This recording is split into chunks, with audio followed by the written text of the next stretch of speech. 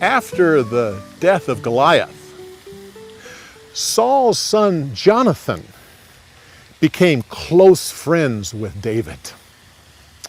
The love between those two men was great. Jonathan gave him everything he needed to fight on the battlefield and everything he needed to work in the king's court. David became successful as the commander in Saul's army. One day, as Saul was leading his army back from the battlefield, the women came out singing and dancing. The song that they sang was, "Saul has killed his thousands. David has killed his tens of thousands." When Saul heard this, he said, "Listen to them. They're giving him more credit than me. What will they do next? Make him king?" From that day on, Saul became more and more jealous of David. The next day, the Lord allowed an evil spirit to come on Saul, and he acted crazy. Well, it was still David's job to play the harp whenever that mood hit the king. As David played, Saul thought to himself, "I can end this today, right here." When he saw his opportunity, he grabbed a spear and threw it at David. David ducked just in time and kept playing the harp.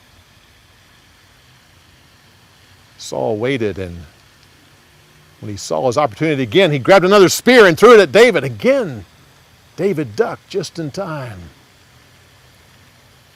That's when Saul realized that the Spirit of the Lord had left him and now was on David.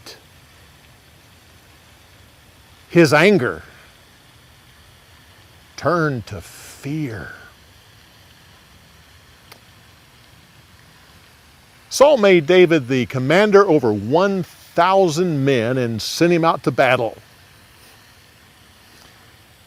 He was successful at whatever campaign he led for the king. This made the people love him even more. And it made Saul even more afraid of him. Michal, the daughter of Saul, loved David. When Saul heard that, he got an idea. He called for some servants and said, "Go to David and tell him this. Say, the king really likes you. He would even consider making you his son-in-law." Well, when David heard this, he said, "Oh, I'm not a rich man. I can't afford to give the king anything for his daughter." The king wouldn't want money in payment. No. He wants revenge on his enemies. He would give you his daughter in marriage if you could bring him proof that you have killed 100 Philistines.